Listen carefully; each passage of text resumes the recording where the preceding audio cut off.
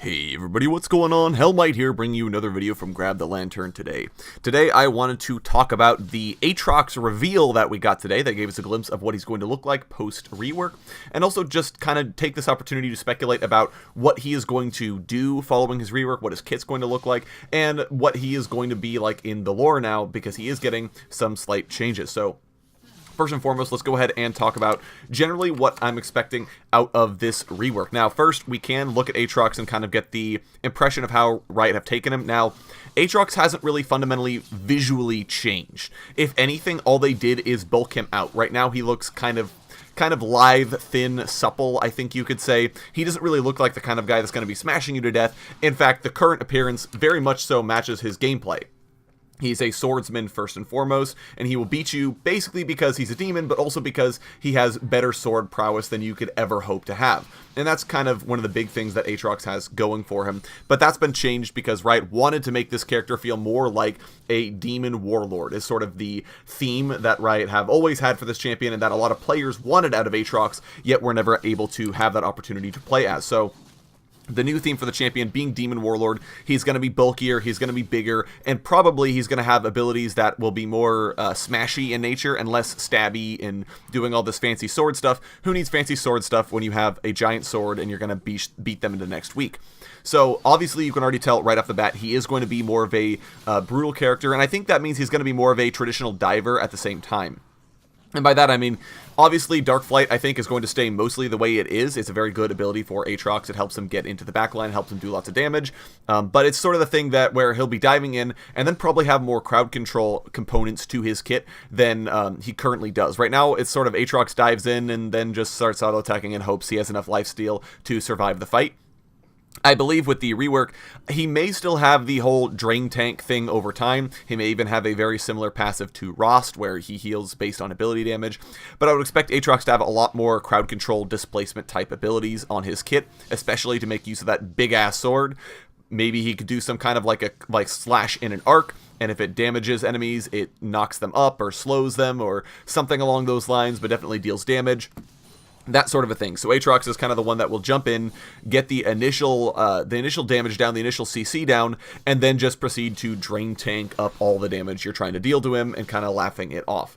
Now, the other thing that Riot were looking at is a lot of players were expressing disappointment that Aatrox didn't really live up to his lore, in that Aatrox beforehand was a warrior who would basically show up randomly in the middle of a battle, would pick the losing side, and would somehow be able to inspire the losing side to basically fight with more bloodthirst and more less regard for their own lives, and then they eventually end up winning the battle against all odds. Now, that was something people were looking forward to with Aatrox. They were really expecting Aatrox to be more of a supportive champion who's going to inspire his allies, and instead he just ended up being a very selfish kind of top lane fighter champion that doesn't really do that. So I would honestly expect Riot to have at least tried to make an effort to make Aatrox feel more like a warlord, but given their recent experiment with making champions feel more like leaders with Sejuani, and how that literally just expresses itself as your allies can help you get the stun, I'm not sure how effective it would be, and I'm not sure if that's the direction they actually decided to take with Aatrox, but it would be interesting to see.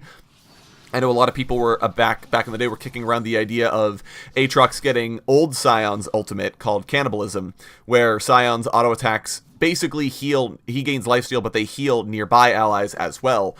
Something like that could be something that new Aatrox gets, but his new kit, his new appearance, and especially that new sword is a lot bigger. It makes me feel like he'll be shifting away from attack speed builds and more towards raw AD and health, which is sort of the profile Riot want divers to have. So I would be surprised if Aatrox has the same sort of attack speed focus that he does currently.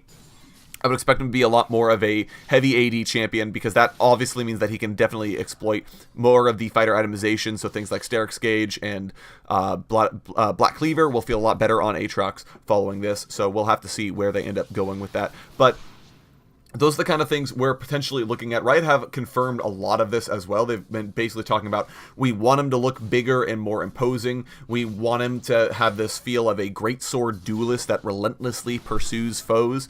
So it could be that Aatrox is a lot stickier than before. They still are calling him a duelist, so it might be possible that Aatrox still has a large amount of attack speed, because that's usually a good stat if you are trying to duel people. Getting more attacks in, obviously, better in duels, but it may not be.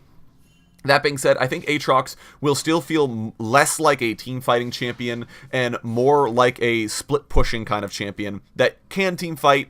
You know, definitely not a Fiora who basically cannot team fight and always wants to be split pushing, but probably someone more akin to, let's say, a Lowy, where you can split push reasonably well, but you're also reasonably good in team fights. Maybe not quite like a Lowy because she obviously gets huge value from her ultimate, but something kind of along those lines, where you're going to want to be in a solo lane as Aatrox most of the time because you do have a reasonable dueling, you do have a reasonable ability to push towers, but if you get into a team fight, it's not all bad. You can still fly around and do some disruption. Now, Bloodwell, I'm assuming, is going to get completely reworked to go about this ability by ability. Bloodwell, I'm assuming, is going to get completely reworked. I would expect some form of the revive passive to stay, and I would expect possibly some form of the build up blood in your Bloodwell to get stronger. That sort of a thing could stay as well. Hellbent, I think, was a really cool mechanic. I really enjoyed playing with that, so I would love to see it return, but I don't know that it will. Bloodwell may even just be simplified to just the revive passive that it currently is. Get to 5 stacks. When you're at 5 stacks, they start decaying. You get some kind of benefit, and then if you are killed while you're in that passive, you revive afterwards. That's kind of a mouthful, but I would expect some kind of revive passive to stay on Aatrox regardless.